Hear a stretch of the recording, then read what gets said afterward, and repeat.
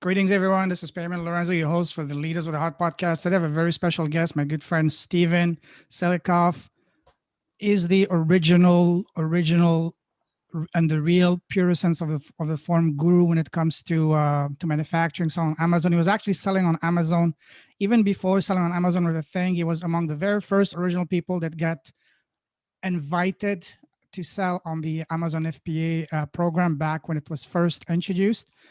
uh, is manufactured and produced more products that we can count on. Has been He's done it all when it comes to manufacturing. He's sold his products online, offline, and retail stores and big chain stores. He's even had some of his product featured on today's show, Good Morning America, as well as that's probably going to be a good story to tell on some of the gift bags at the Oscars. As I just told him just before we started, we can do an entire season on Steven's achievements in the field of product development, manufacturing, e-commerce, import, export, retail, negotiation, and all of the above. Not to mention another very juicy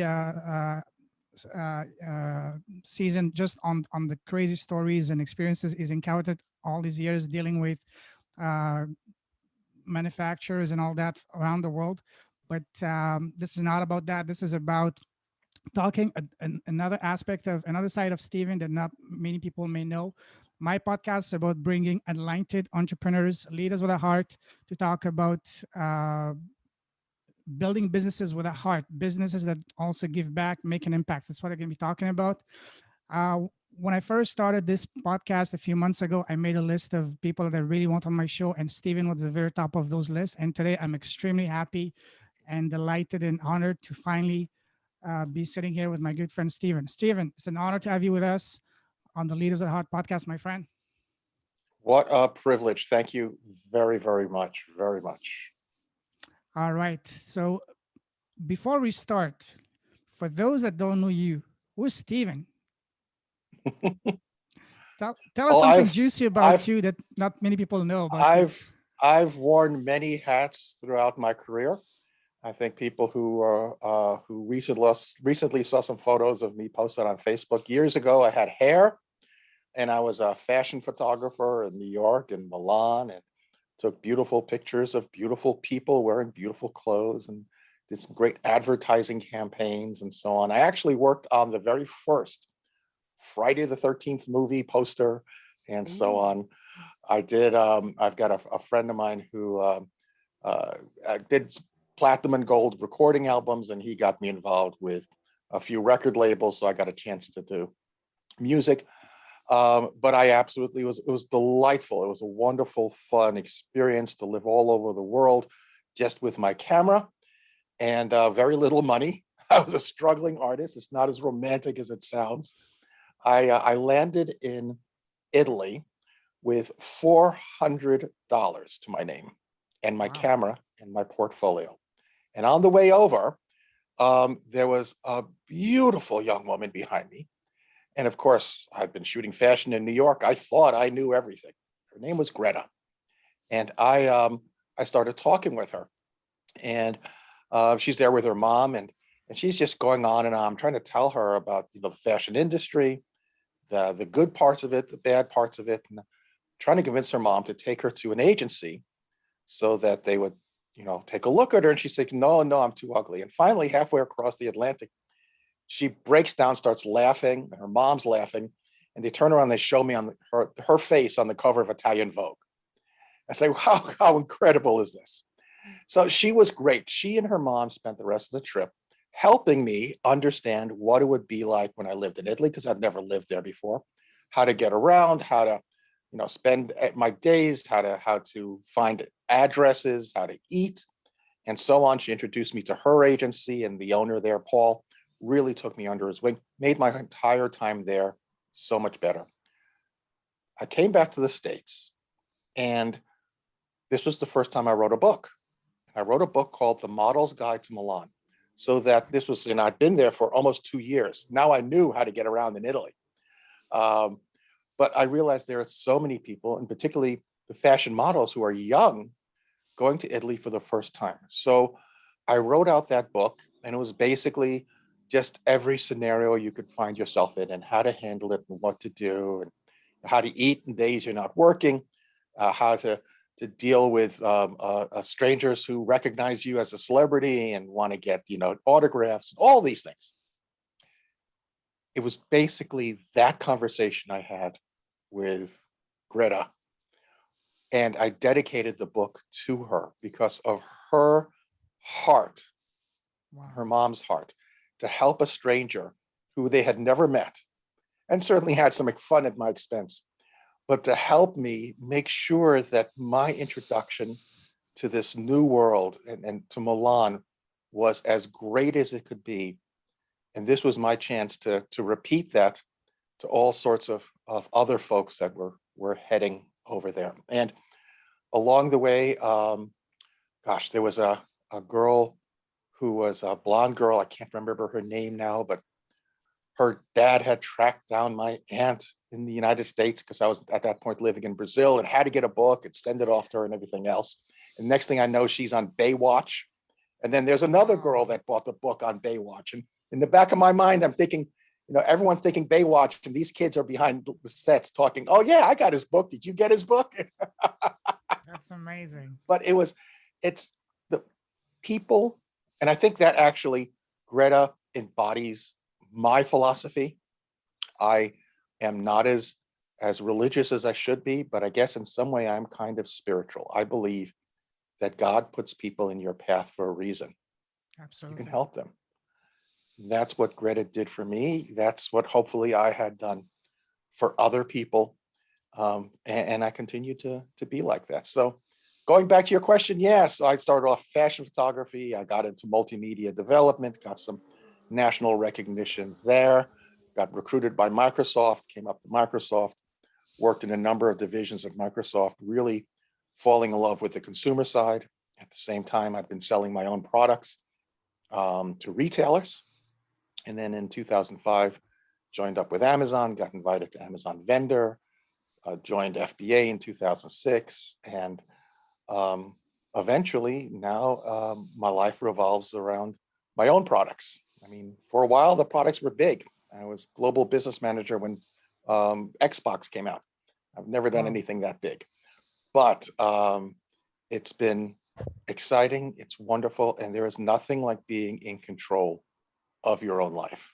It just, I don't care if your business has nothing to do with products. That's okay. I love relaxing by writing.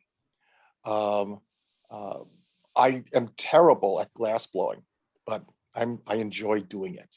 I'm also terrible at gardening, and I enjoy doing that. If you have a gardening business and you run your gardening business, to me, you are in control of your life. I love that. It's not for everyone. We're entrepreneurs. We're different. I think people understand that when I say I love it. Some people would find it very, very frightening and uncomfortable not to have someone else writing them a paycheck every week.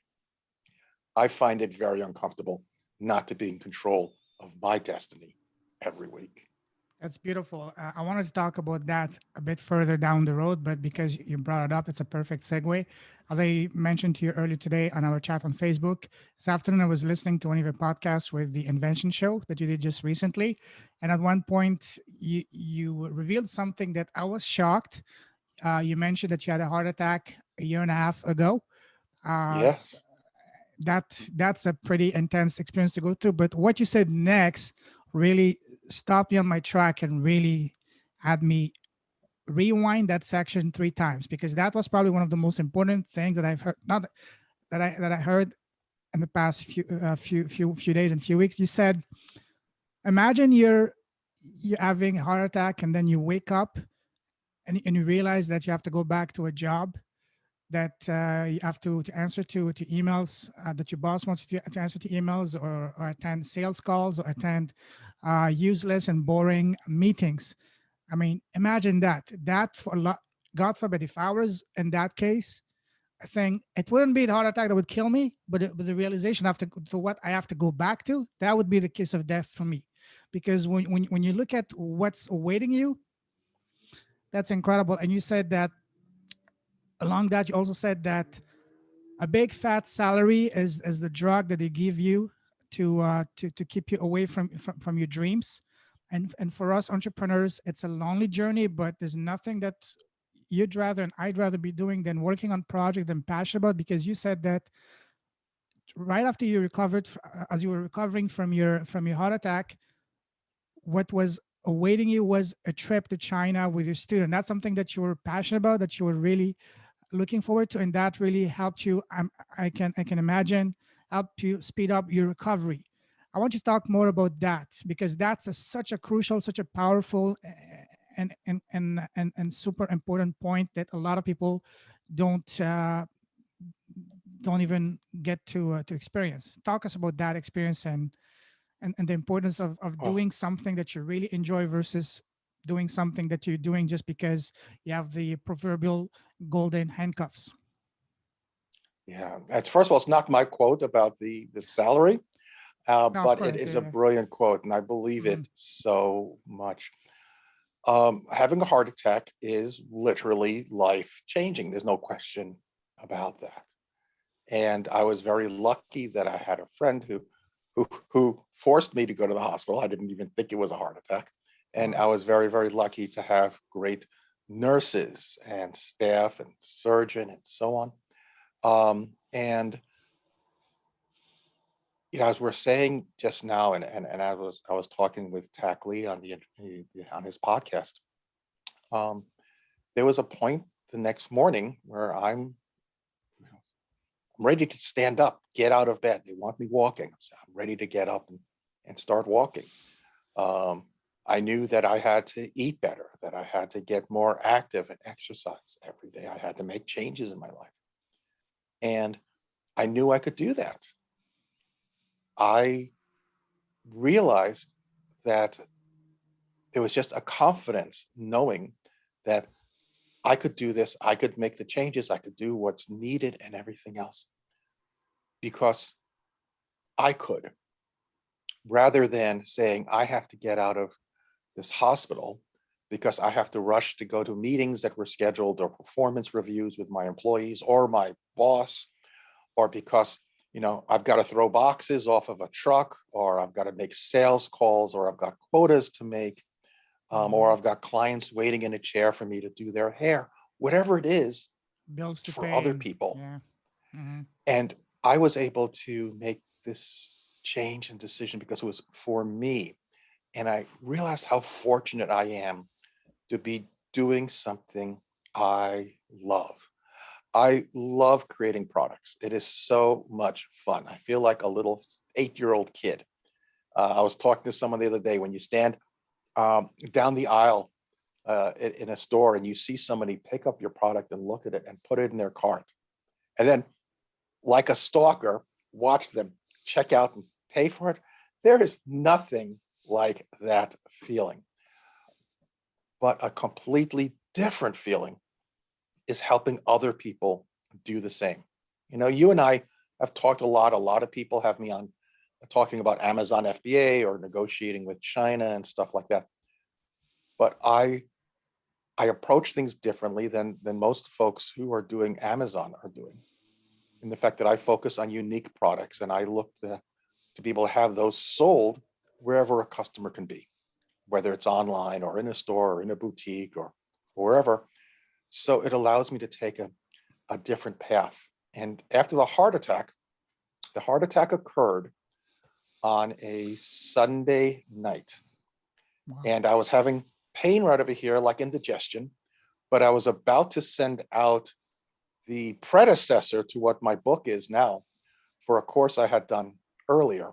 And I wanted to make sure that I got it completed and done, and I hit send. And then I went over to my friend Ashley and said, I don't feel well. So that was Sunday night. Monday, I woke up in the hospital. By Tuesday, I was already back home, Wow. with tape on my hand where they went through and they put the stent in and stuff like that. 2 days later, Thursday morning, very early for Australians, um, we had our first class for a whole group of students that were coming off to China, learning Wow. to do things in a different way, learning to do things the way that I do it, learning to do things in a way of unique products and sourcing differently and selling differently and everything else. and they were eager, and they had put down money. They had put time aside that they could be having dinner with their kids or whatever that they were planning to do. They prioritized this. This was so important for them. And for me to have the privilege that they wanted to hear and listen and learn, that's just, that fills you up inside. And my partner, wonderful woman, Amy Weiss, she knew about the heart attack. Very first thing when she reached out to me, she said, "Stephen, you better not be doing work in the hospital." And we get on the class to start it, and she tells everyone, "Well, you don't know what happened this week, but Stephen had a heart attack." It's like, Wow. but there was no way I was going to miss a chance of helping people do and gain the same joy that I do. And I realized, as I said, when I had woken up that morning after the surgery, just how lucky I am to be doing these things, to be doing my own products, to be helping other people do products.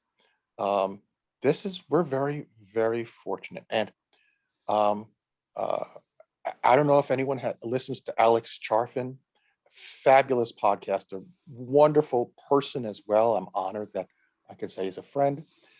He talks about entrepreneurs being different, evolutionary hunters, that responsible for all change that is good in the world comes from entrepreneurs. We are entrepreneurs.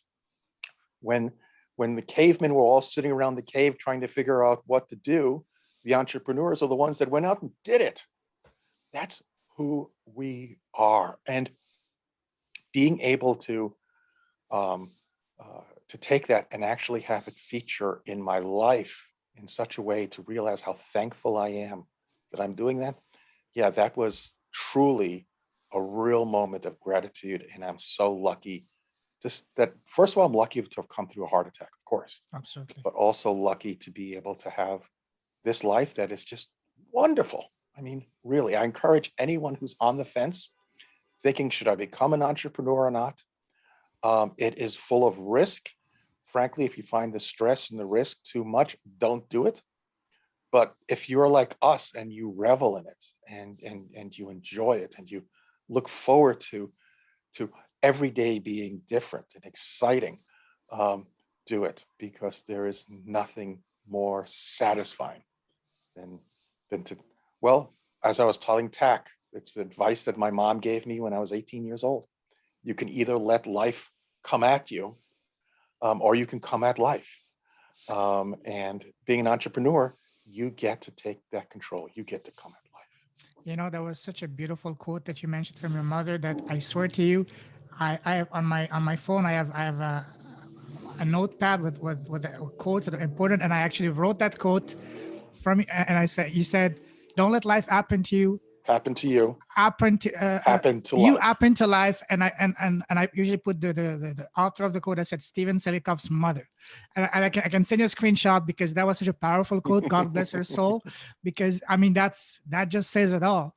You know, it's, you know, I just like you said, I fully believe that everything happens for a reason. I read a quote a few weeks ag- a few months ago that really was one of those life defining moments. It was saying that the two most important dates in our lives are, first, the day we are born, and the second is when we find out why we are here. Because we all have a mission, why we're here in this world, in this life, in this planet. A lot of us do not even realize that, but those among us that are lucky enough to be awakened and to understand that, it's a defining moment. So would you say that for you, going through such a life-changing, life-altering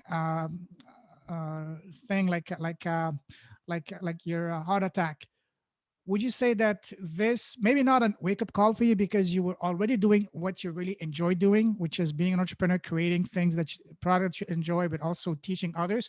Would you say that this was more some kind of realization for you to strengthen your beliefs and the fact that, hey,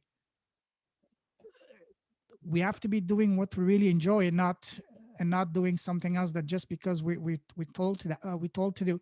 What do you see, what if you look in retrospect, if you look back at that heart attack, how do you see, what do you see the reason of that? I'm not talking about medical causes. Do you see something as a higher purpose to waken you up at the source and say, hey, Stephen, you're on the right path, keep doing what you're doing, and also transmit the message to other people to allow them, to help them to awaken so that they can also fulfill their dreams and their passion? I would love to have your thoughts on that.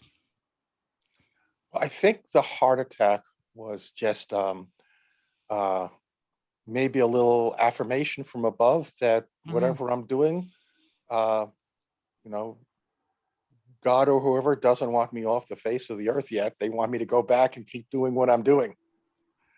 I think I think that the realization that why are you here, what are you doing, is and sometimes the privilege of age.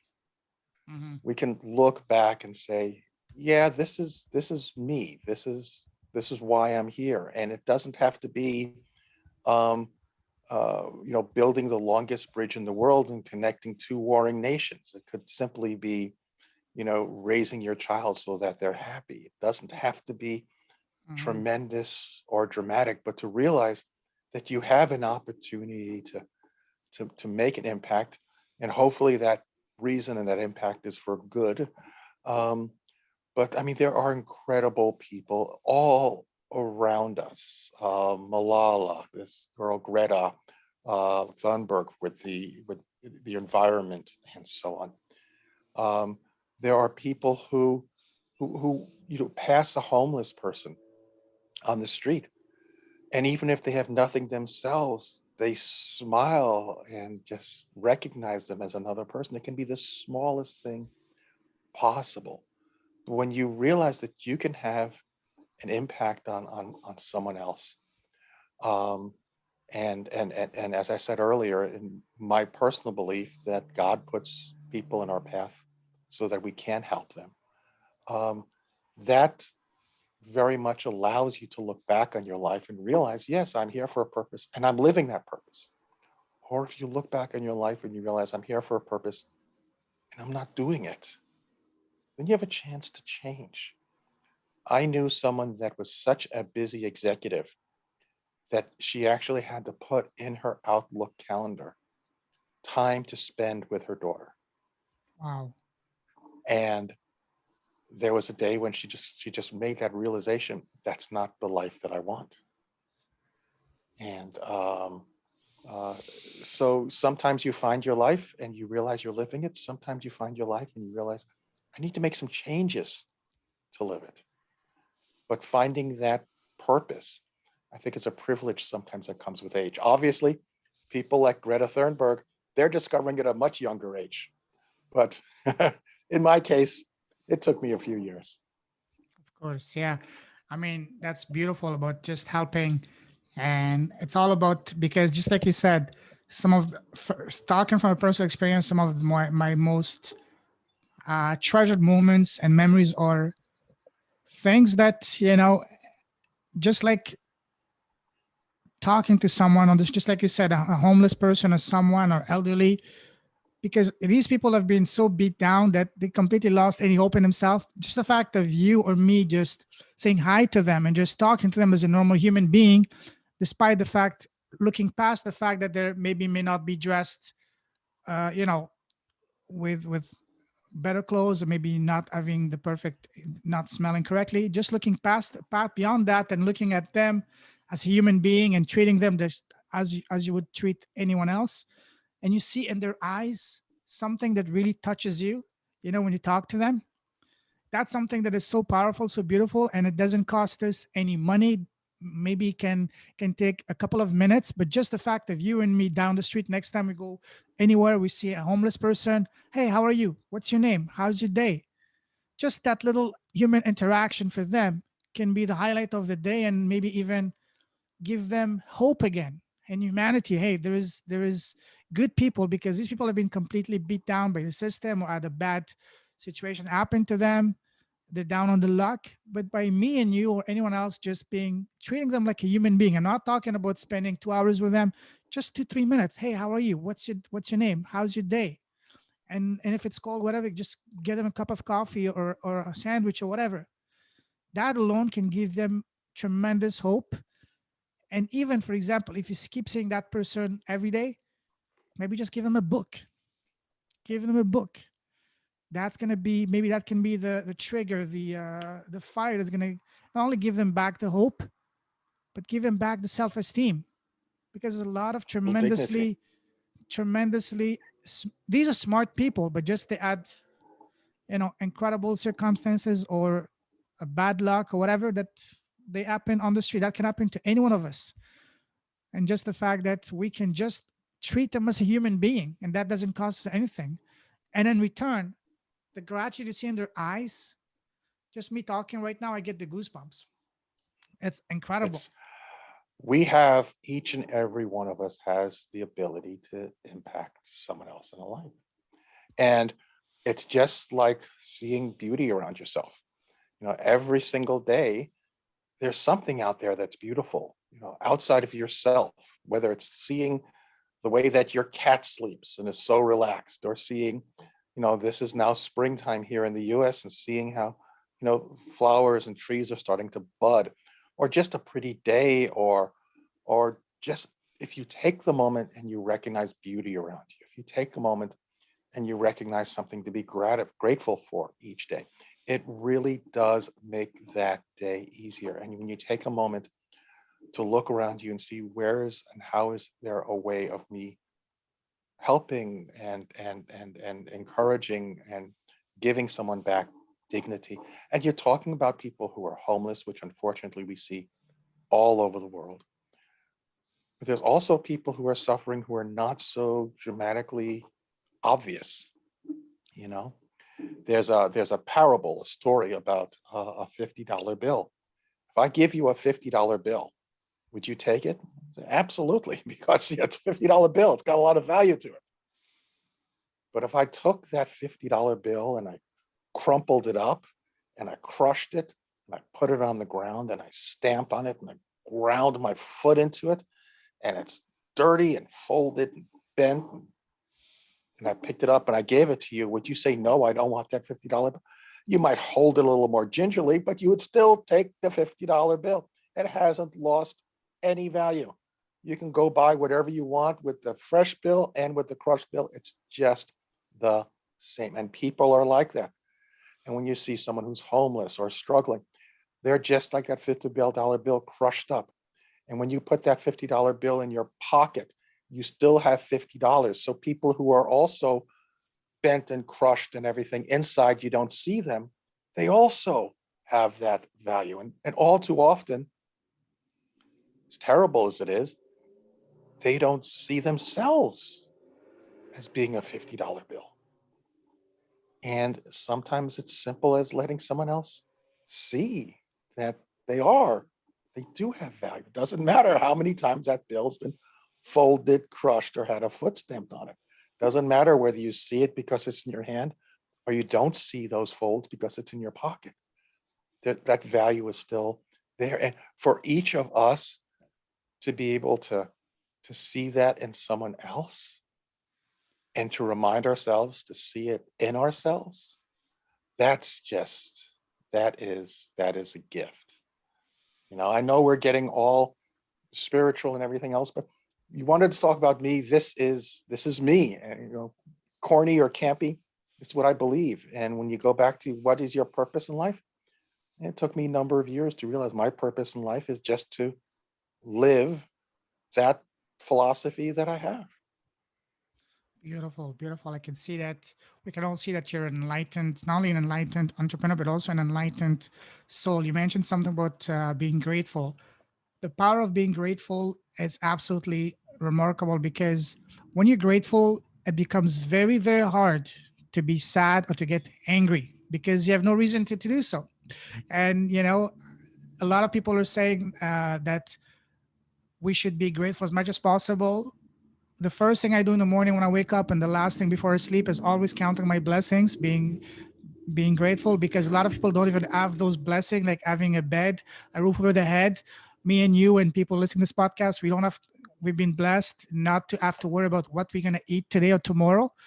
But there's a lot of people who don't even have those basic things that we take for granted. And for that, we need to be grateful. And when we start the day, not only being grateful, but how can I serve today? How can I help people? And that links very well with a principle of business that I'm very passionate about, which is instead of seeing what can I sell, is how can I serve this person? How can I serve best that person? Because when you approach your business in terms of serving as opposed to selling, you don't have to do this. You don't even have to worry about the selling, because the selling will be done automatic, will be a byproduct, an afterthought of that. So again, as I mentioned earlier, doing good not only is the right thing as a human being, but also it's good for business. And we can get into that at a later time. But no, absolutely amazing. What are your thoughts on that? On the power of being grateful and how it can impact business? Well, I might have some controversial statements on that. I really believe that being grateful is so powerful, and like you were just talking about right now, we all go through times where we get angry, bitter, frustrated, whatever. One of the great ways of being able to combat that is to recognize how lucky you are, what you're grateful for. There are people all around us who don't know where they're going to get their next meal. Even folks involved in the Amazon FBA community that I know are struggling, and they don't want to let people know that they struggle and so on. But I also think, frankly, in the last few years, I had a conversation with a stewardess. Well, I guess you don't call them stewardesses anymore, flight attendants. I had a conversation with a flight attendant just a few weeks ago, exactly about this, and she was angry at anyone talking about being grateful. And why would anyone be angry? She Yeah. felt that it was all big scam.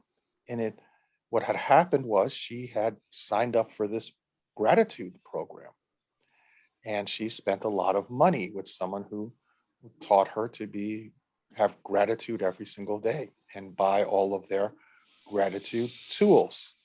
And she had a gratitude app that she was paying for every month. She had gratitude books that she had to read, other low content books that she had to fill out. And someone had basically made an industry out of gratitude. And that is, to me, I can understand why she was angry. I understand that completely. I'd mentioned fashion photography. I knew someone I had met when I was living in Milan, whose job it was, and this was many, many, many years ago. I don't think they do this anymore. In fact, I'm quite confident they don't. But this particular person's job was to fly all over the world and take pictures of poverty.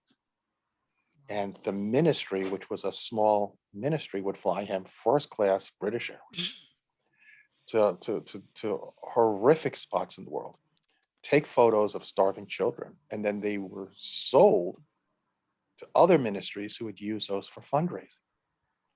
And it was just, to me, it was the antithesis of caring. How do you go into that situation and not just want to hold and help everyone that you meet? But his job was to document it in such a way that other people would give money to fundraisers. And to me, the same thing with whoever it is that did this entire gratitude program. You had a wonderful woman whose heart was just so giving, turned off because somebody used the term gratitude as a marketing tool to sell a program and an app and books and low content books and all the rest of it. That disgusts me. Absolutely. But when you That's find a it for real in yourself, it's life affirming. that's a height of hypocrisy for someone that himself or herself is flying first class, staying in 5-star hotels just to go take pictures, take a selfie just to show that they're doing good. And I mean, that's absolutely I cannot fathom how someone can look at themselves in the mirror when they do that, and because that completely, that's the antithesis of everything they're doing. It's not coherent, because on one hand you're proclaiming to help others while you're living the high life and all that. And that's why a lot of people, I can see why a lot of people are hesitant and giving money to charities, especially when you see that 70-80% of what you contribute goes to their administrative fees, which is for salaries for IPIT execs. That's why I'm also opposed to giving to charities. I would rather go myself and give the money directly to the person, that is supposed to receive it. That's why for my project, Can my I business.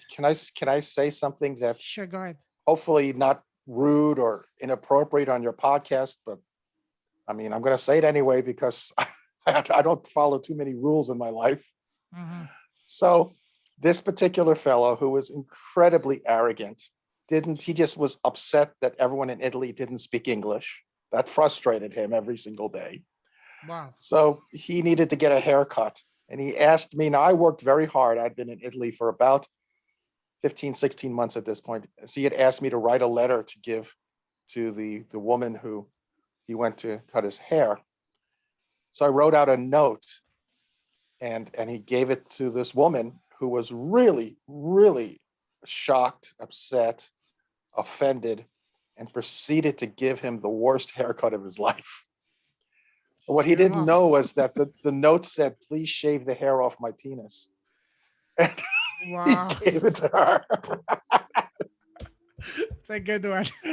It was he there are agencies that represent photographers just like they do models. And uh, everyone knew that he was an arrogant SOB. Nobody really liked what he had been doing. And his agent had told him he needed an Italian name so that his Italian clients would be able to recognize him. So they told him his name was Cazzo, and he would go around and introduce I was about to himself. say that. Testa di cazzo. Yeah, see, he would go around and introduce himself. Hello, I'm Cazzo, and yes, for months. And he, I will let you translate, but it was now you understand why I wrote what I did on the letter to the barber. Yeah. He really deserved it. That person even bothered to even ask, hey, what does that even mean? Because actually, that's especially when someone gives you a name. Like when I was in China, my Chinese friend gave me a name, and one of the first thing I asked him, so what does that mean? My Chinese name is Luo Chen, which is similar to Lorenzo, my middle name, and that basically means the honest one. That's what they told me, because I wanted to make sure that I'm not getting some crazy. Because the last thing I want is to go with my Chinese people that I meet, especially in a business situation. Hey, this is my name, and then it actually means something bad, you know? He never, he was so arrogant, he never asked. So, do you want to explain to your audience what Cazzo means? Well, it's dick, basically. And I said, Tesla di Dickhead, cazzo, yeah. dickhead, you know? I hope YouTube is not going to censor me or flag me for that, but we'll keep it still PG friendly, whatever you want to call it. Yeah. So that's funny. So I Tesla, am certainly not an angel or a saint. no, there's an expression in French. I'm sure there's something similar in English that says you gotta call a cat a cat. You cannot call a cat a dog. You know what I mean? You gotta say it the way it is. Yeah, yeah. So So yeah, when that type of idea of gratitude and charity and giving being used as a way to raise money to sell products, Mhm. I don't like that at all. No, But when exactly. you hold it yourself, and like you and I were talking, when you have values that are dear to you, when your employees have values that are dear to them, if you're able to express those more broadly, because you're lucky enough to have a company and you can use that company as a platform and a vehicle for being able to share and express that, then that is wonderful. And these days, particularly younger folks are more and more drawn to companies that are cause driven, that do have a cause as part of their mission statement. But for it really to mean something, it's got to be sincere. It's got to come from the owners, the employees, as a group, as a family. And when that happens, magic can happen. You had mentioned you were Totally. listening to the founder of Tom's Shoes, and I think that's one of the most famous and recognizable examples. And Absolutely.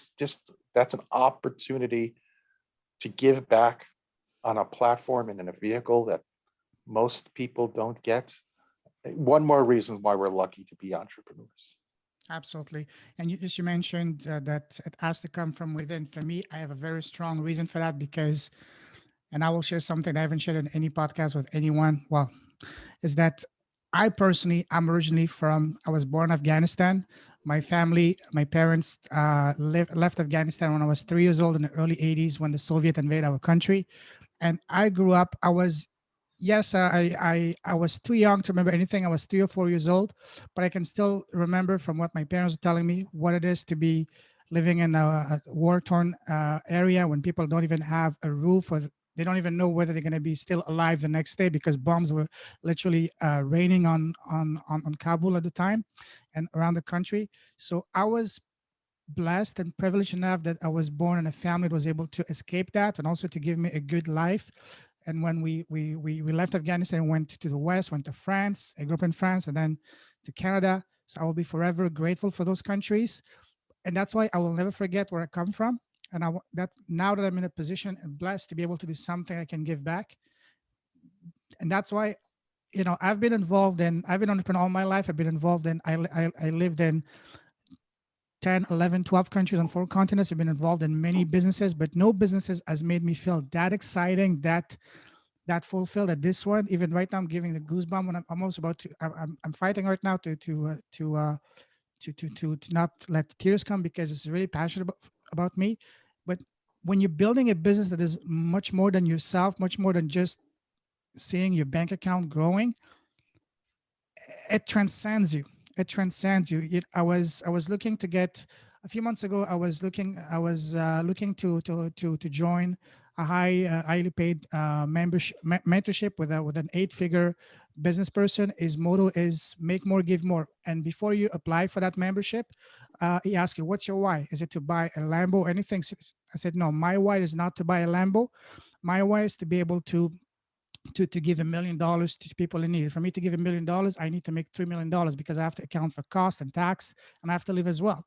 So and when he heard that, I said, "Okay, you're in." So again, my philosophy, it's all about giving, and again, and we're gonna talk about that in a moment, but it doesn't have to. You don't have to be giving like 50% or 80%. Just there's and I wrote an article not long ago that was published in a major online magazine called Brains Magazine on the benefits of having a cause-driven business, and I gave a few examples of what we can do. For example, for age, and that applies to every business, whether you're selling, you know, uh, whether you're a coach, a e-commerce, even whether you're selling hot dogs down the street. You can apply this principle in anywhere. For example, for each product sold, you can plant a tree. You can feed a homeless, or you can give some school supplies to a kid in need, or you can many other ways. Like I know some of the coaches in that program that for every $1,000 of for every $5,000 of sales, they will literally build a well in Africa. For every $10,000 of sales, they will build a small school in a tiny village in Africa or in India or whatever. Small little things like that. Maybe for most of us, it doesn't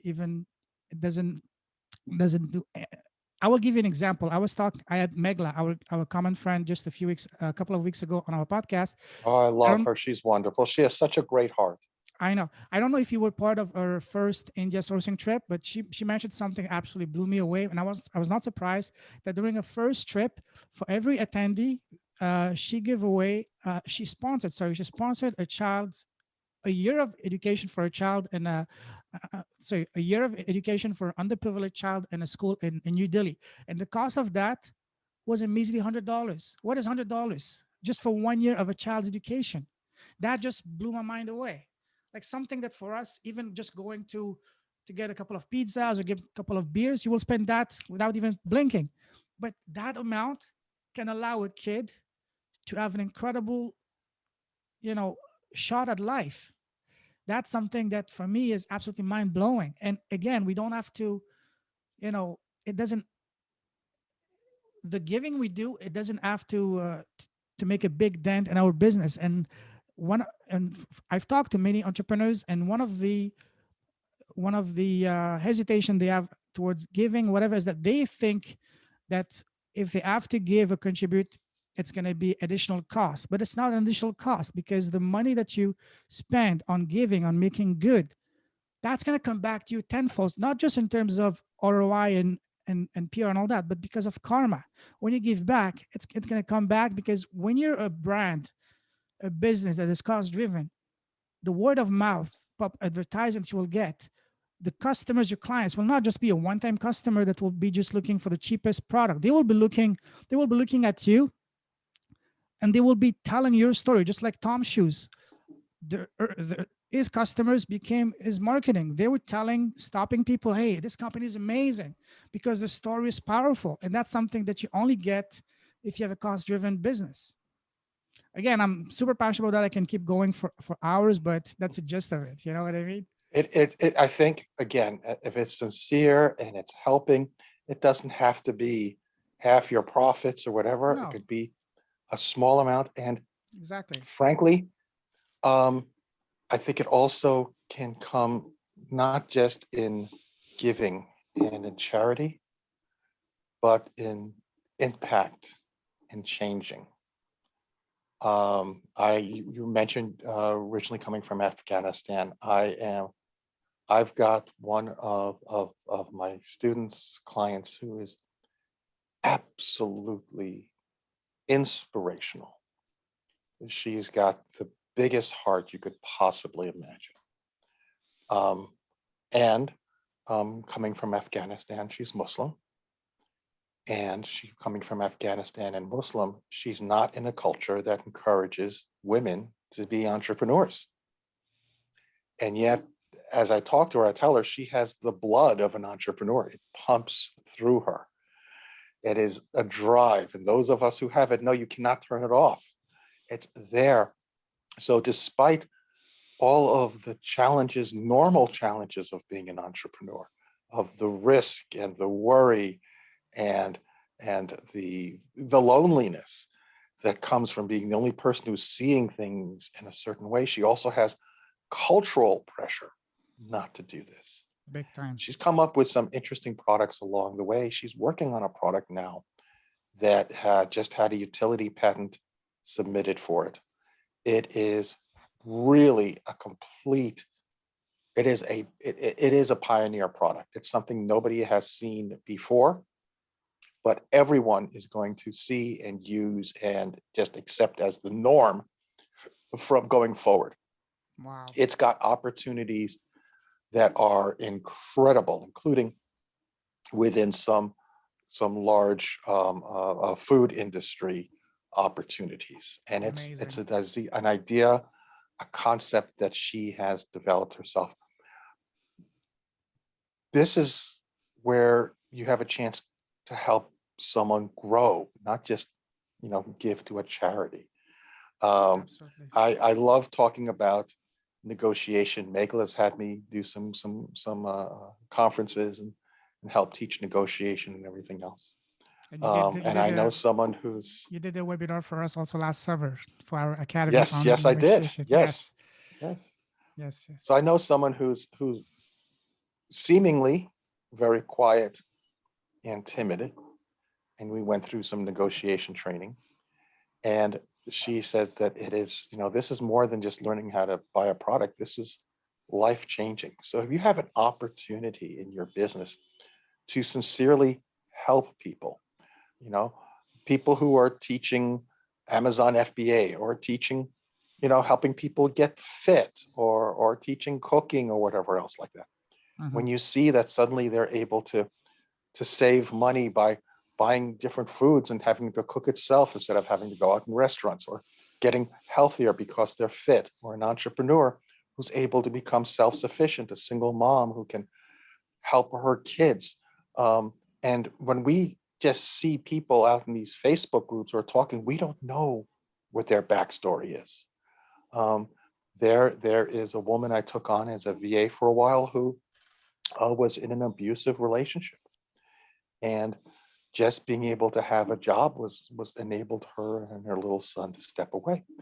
We have these opportunities, and we're so lucky to do so. And shame on us if we don't recognize that. When someone puts their trust in us, allow us to earn that, do the right thing, not take advantage of them, which you and I both know we see going on. Mhm. Um, this is where we are very, very, very privileged, in this industry, in this field within this industry. Um, Absolutely. and if I bring it back to my philosophy, help people who God has put in your path, it gives us a chance to have a broader path. How lucky is Absolutely. that? Absolutely. Another thing that I really want to get your feedback on it as well is, in real estate, it's all about location, location, location, and e-commerce.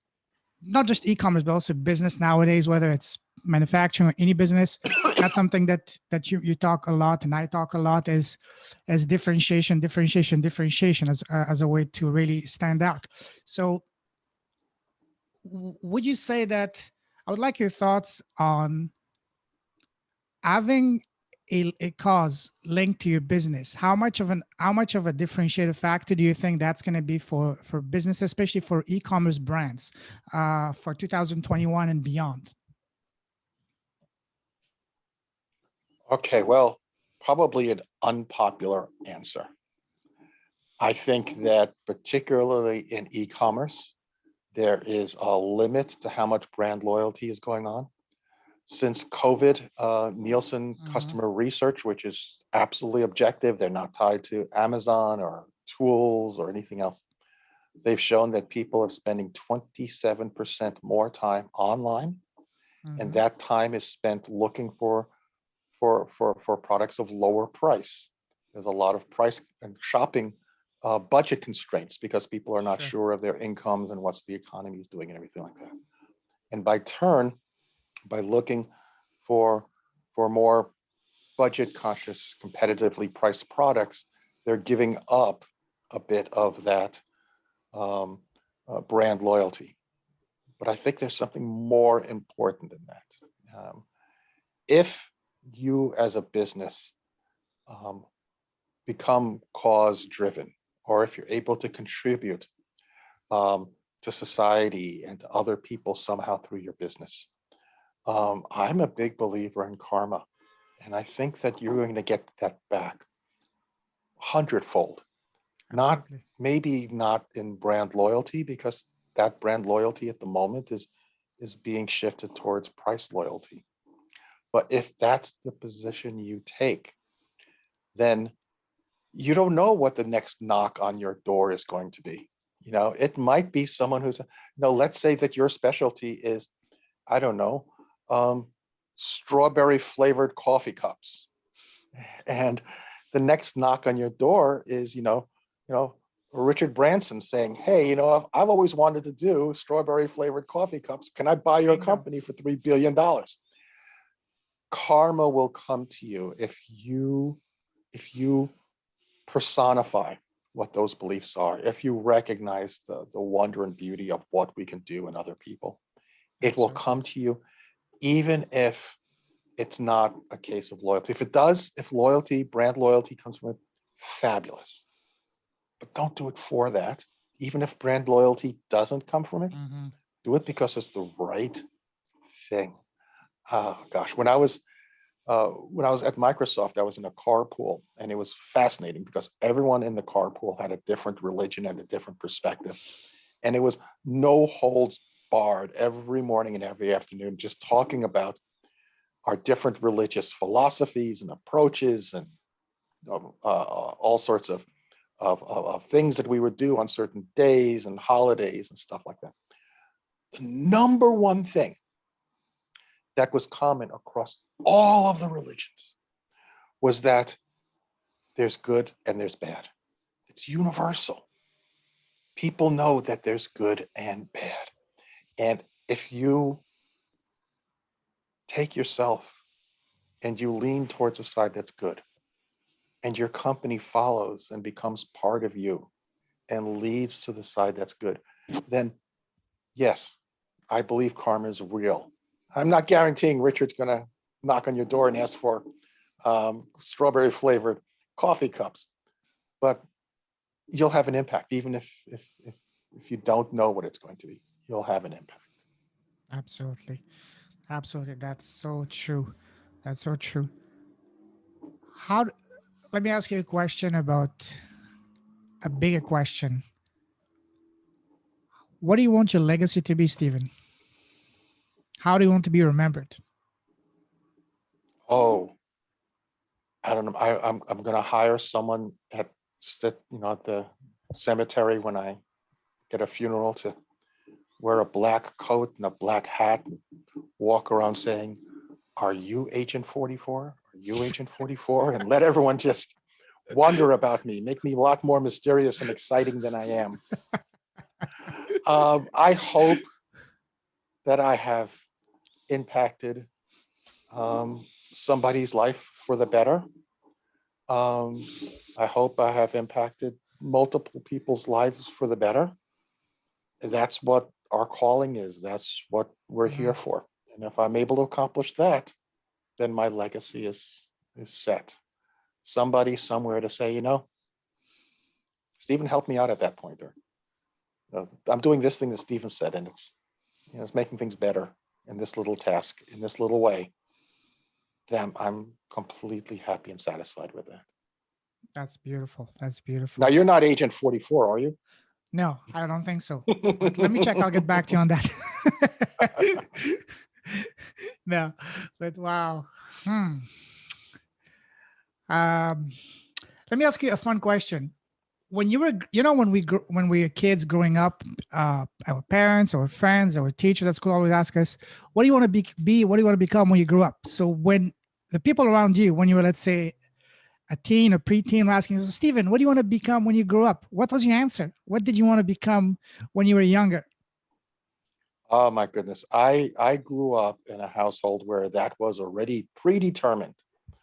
Stephen, you're going to go to college and go to law school and to be an attorney.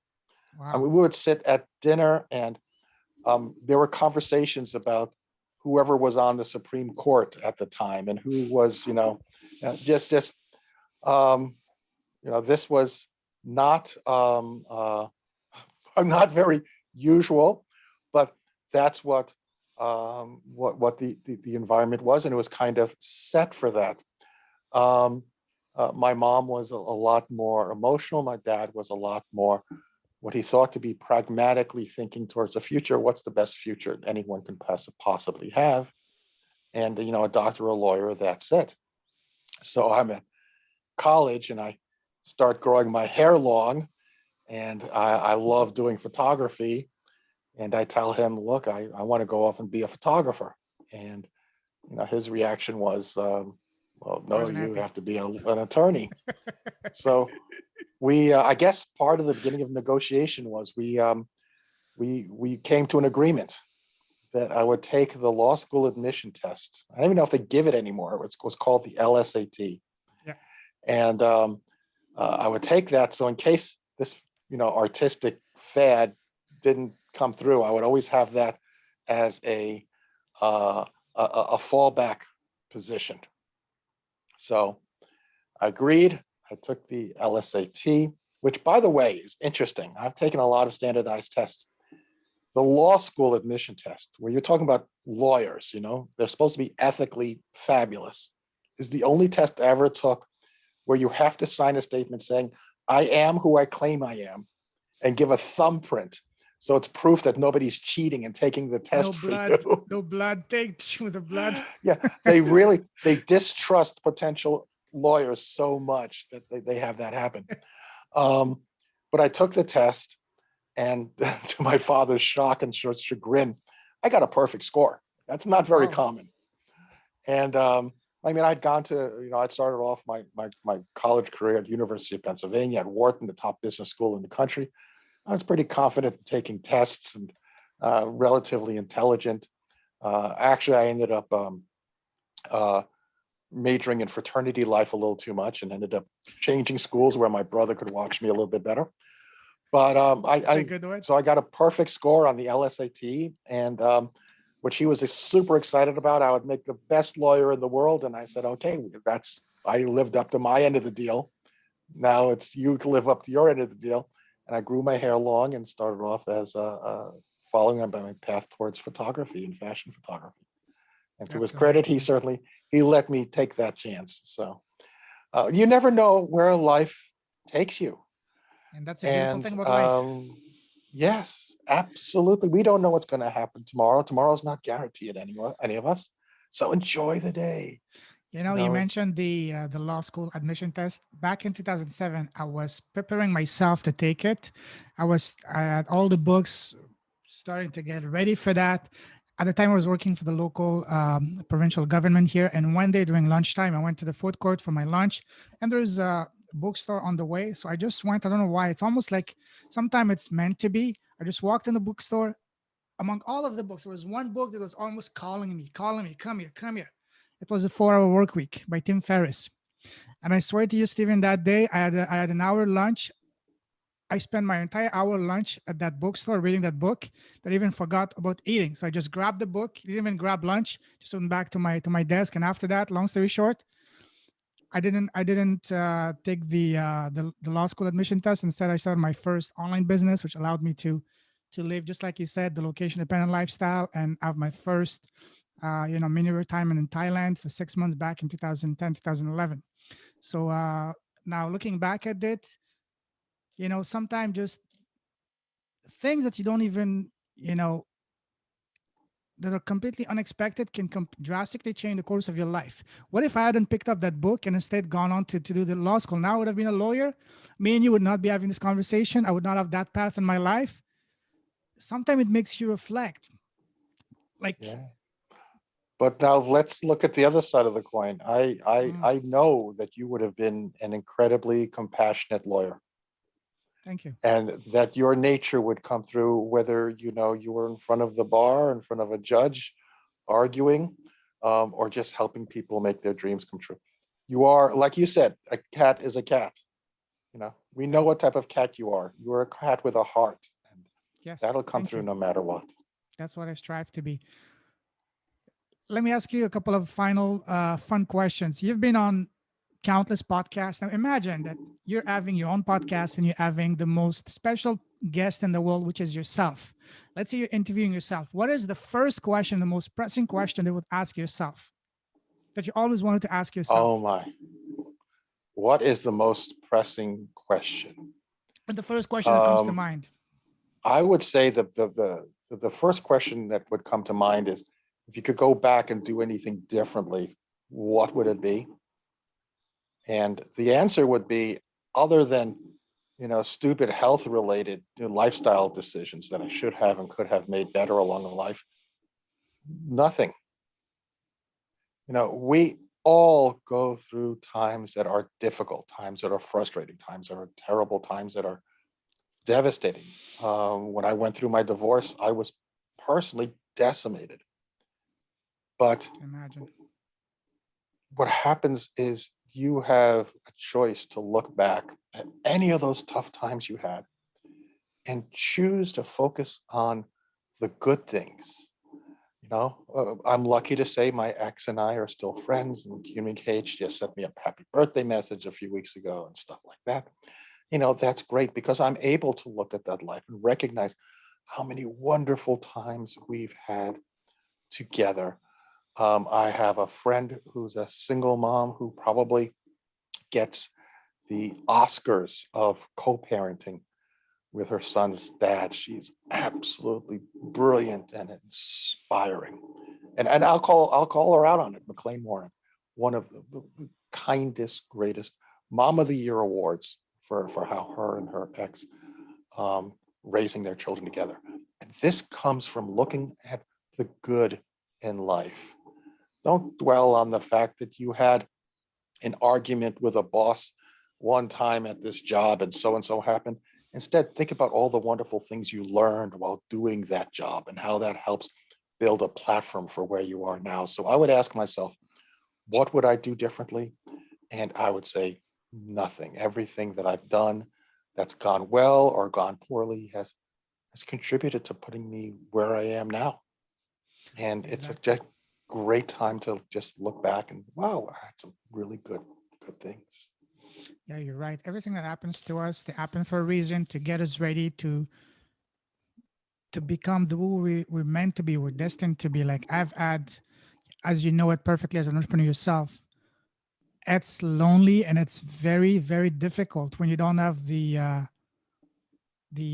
guaranteed paycheck. You know, it's especially when you're starting, it's a proverbial feast or famine. One month you're doing really well, the next month you have nothing, and you have to go through that. I've had my lows that you cannot imagine, and I've had some really good times, and I would not change anything of that, especially not the low part, because these are where I learned and grew the most as a person, and they made me ready to be now, after almost 4 decades, to be ready to finally to be able to perform, to fulfill my responsibility, my duty, which is to have an impact.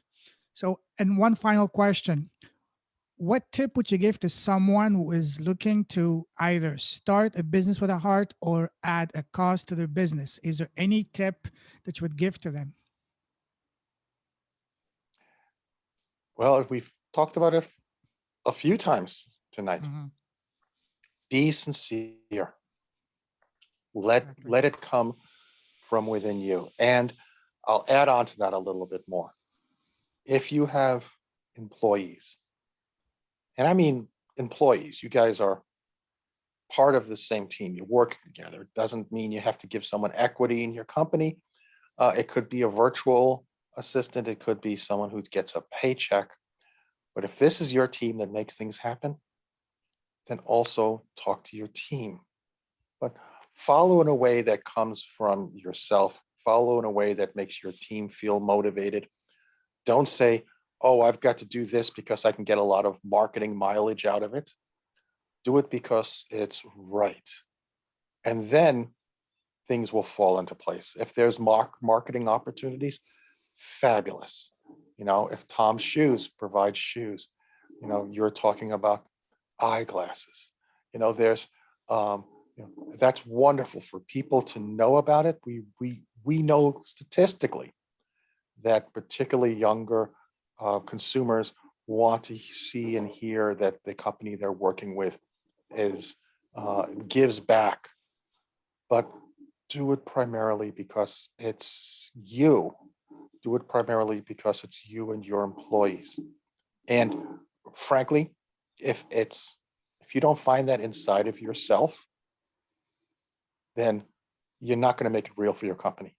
Take some time away. Take some time to just relax, get away from the rat race, and give a chance to find yourself again. And if you find in yourself that you want to give, then use your company as a way of extending that.